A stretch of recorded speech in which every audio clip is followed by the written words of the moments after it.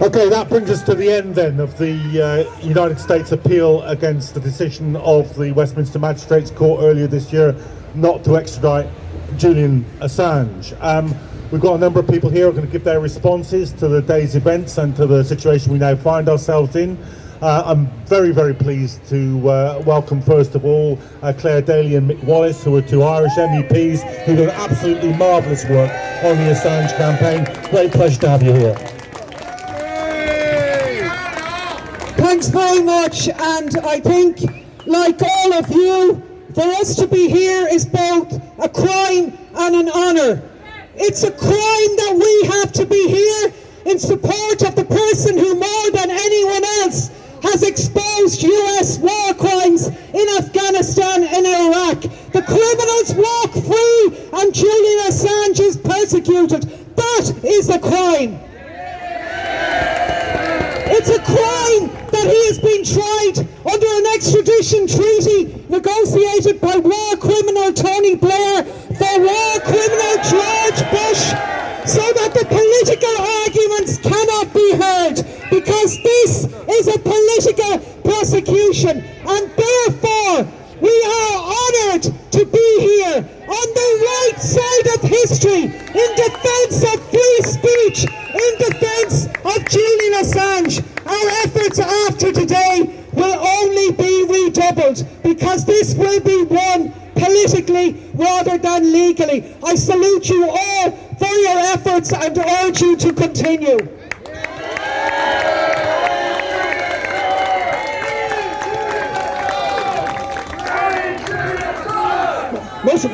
Much of the debate for the last 2 days was pretty boring. A lot of it was based around the idea that, the US now are going to give assurances that Assange will be treated well if he goes to America. Nice. They have one of the worst prison systems on the planet. 25% of the world's prisoners are in the US, and it's privatised, and it's a horror scene. The idea that we would accept any assurance from a state that has been lawless for the best part of 100 years. The US has been a colonial project since the day of its founding, starting with the genocide of the Native Indians in North America. And it hasn't stopped since. But there's so much at stake in this, and that's why it's so important that you're here. Only we need an awful lot more. There's an awful lot at stake. I don't say democracy at stake, because that's been pretty well lost, and I haven't seen a whole lot of it around for a while. But journalism is in serious danger. It's already been undermined. Mainstream media have lost the plot and have sold out. It's all the more reason why journalism is more and more important. Real journalism where people tell the truth. But international law is equally under threat. The Americans break it every day. They're a lawless state. All the more reason why Assange shouldn't be sent there. And if the UK send Assange to America, it just goes to show they're a lawless state themselves. Yes. But it's so important, as Claire said, this is a political debate, but it'll only be won by the people. Politicians don't serve you. The people need to pressure the politicians into doing what you want them to do. They are not. It's so important that more and more people engage with what's really happening here. Because what Assange and WikiLeaks did in 2010 was the biggest game changer in my lifetime. It exposed once and for all the lies that the wars were based on and the lies that the wars are. All the more reason we have to keep up the pressure, and we need to change how things are done. We need to say no to US imperialism, UK imperialism, European colonialism. The hell with the Latin.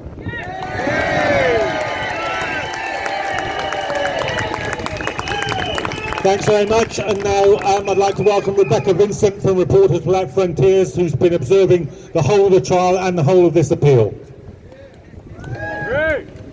Thank you. As John said, Reporters Without Borders has monitored this 2-day appellate hearing, as we've monitored the entire extradition proceedings to date.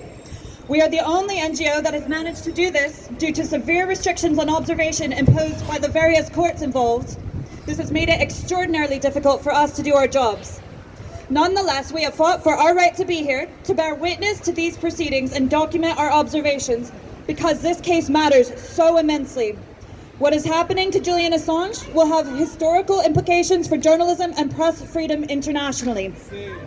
If the United States is successful in extraditing Julian Assange, he will be the first publisher prosecuted under the Espionage Act, which lacks a public interest defense.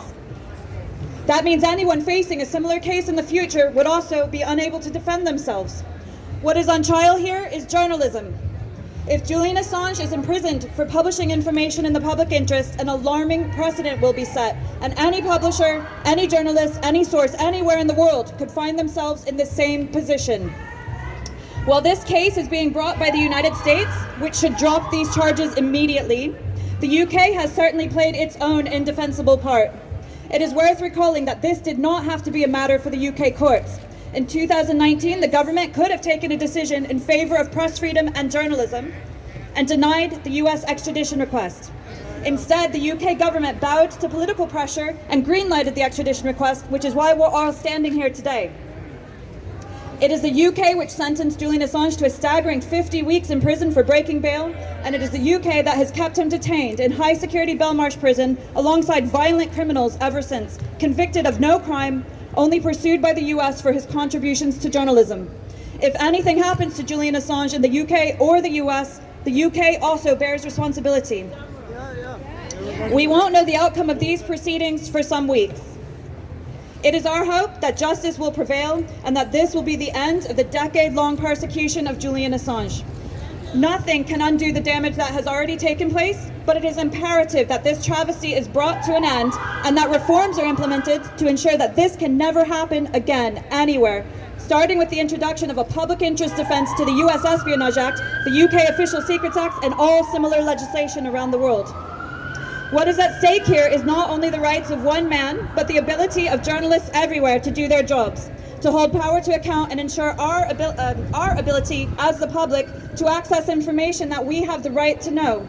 This is not just about Julian Assange, it is about every single one of us. Regardless of what happens next, Reporters Without Borders will be here fighting for Julian Assange's release and campaigning in cases around the world where journalism is under threat. Thank you all for your support and solidarity along the way. We hope to be back with some long-awaited good news in the coming weeks.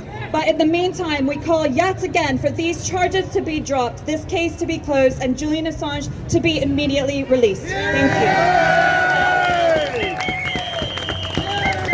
you. Thank you, Rebecca, and thanks to your organisation for its support. Now I'd like to call Kristinn, the Editor-in-Chief of WikiLeaks, to give his reflections on this trial. Hooray! Thank you.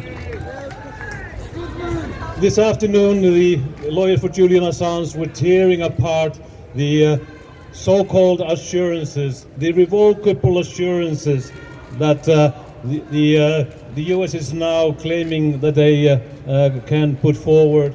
The assurances that Julian will be treated fairly, treated well in the prisons in the United States. He will get medical help and all that. Now, I just want to remind people that in the magistrate court, they had all the opportunity to actually voice such assurances. They did not. On the contrary, they went on the defense. They said for the prison system in the United States. They said that so-called special administrative measures, which basically equals solitary confinement, which basically equals torture, and for Julian in his condition, death. That the SAMs were not that bad at all. They also defended AGX Florence, Colorado, the most notorious prison in the United States, where Julian might end up in. They were defending that prison in a manner that was extraordinary.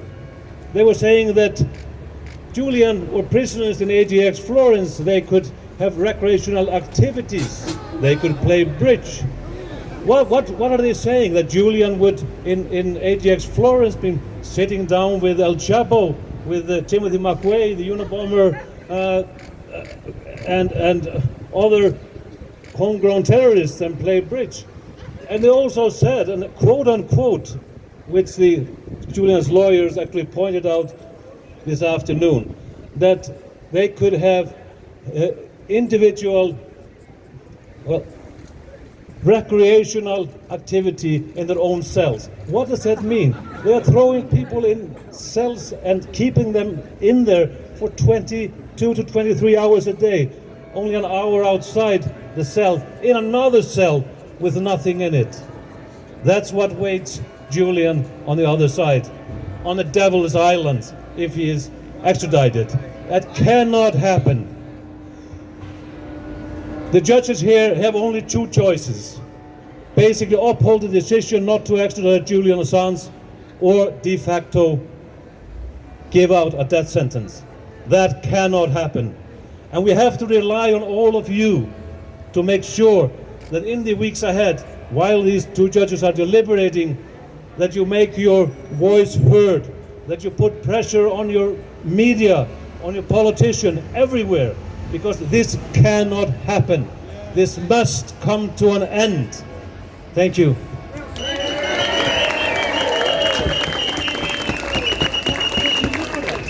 And now finally, to sum up our view of what's been happening in the court over these last couple of days and what the future holds, I'd like to ask Stella Moris, Julian Assange's partner, to close this meeting. Hi everyone, can you hear me? If you can't hear me, put up your hand and I'll try to speak up. The US, if the US wants to treat Julian fairly and well, they should drop this case. They should release Julian from prison because he is suffering right now. In court today, Mark Summers, QC, Julian's defense, said that there is nothing normal about this case. There is nothing normal about this case. And it's not just the defense that says that. The CPS told Sweden in 2010, please do not think that we are treating this as a normal extradition case.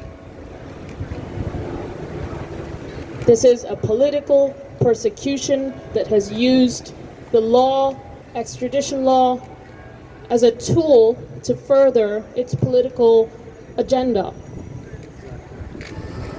To take revenge on a journalist for what? For the publications that he is now indicted over. Publications that revealed war crimes, targeted assassinations, rendition, torture, but also the US subversion of the judiciary in Germany, in Spain, in Italy, when those judges, those investigators, had the gall to investigate those same crimes, to investigate CIA rendition and torture of their citizens. This US extradition case has been falling apart since the moment it started. Because it was born rotten, it was born at a time when the CIA was plotting to assassinate Julian. And it is also proving to be devastating for the US in the courts. Not only because the US prison system and its inhumane conditions is exposed before these courts in its full barbarity, but also because the crimes that have been undertaken by the US government against Julian are also exposed before these courts. Today, we were able to air in court Mike Pompeo's plans, his sketches and options to assassinate Julian in London. To assassinate a journalist in this city for doing his job because he exposed their crimes. This country cannot tolerate, should not tolerate, the targeted assassination of journalists for doing their jobs. This should be obvious. We shouldn't be here. I hope the courts reach the right conclusion. But I also call on the US government to not just say they defend media freedom, to not just say journalists shouldn't be killed or imprisoned, but actually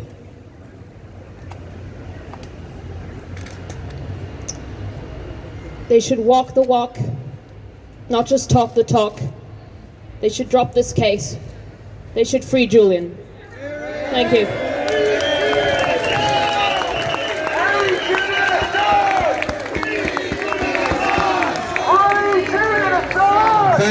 Thank you all for coming, and thank you to the journalists who've reported this. I'd just like to leave you with a couple of thoughts about how this has got to go forward now. I want to recall just a single moment in this afternoon's hearing, when Mark Summers QC for Julian first raised the question of the Yahoo story, that is, of the CIA plot to either kidnap or assassinate Julian Assange. The judge leant forward and halted him for a moment and said, yes, I'm sure we know that the CIA is interested in Mr. Assange. And Mark Summers had to stop him and say, it's not about them being interested, it's about them plotting to kidnap and kill him.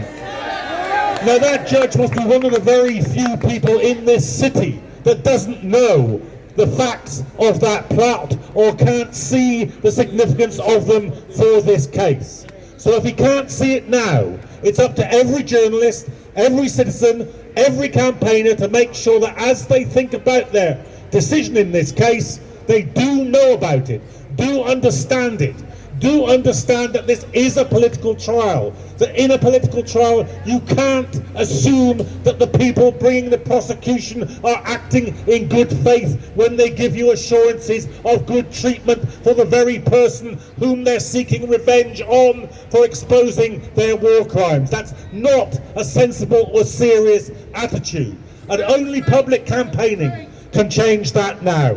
Every court case is won 50% in court and 50% in the court of public opinion.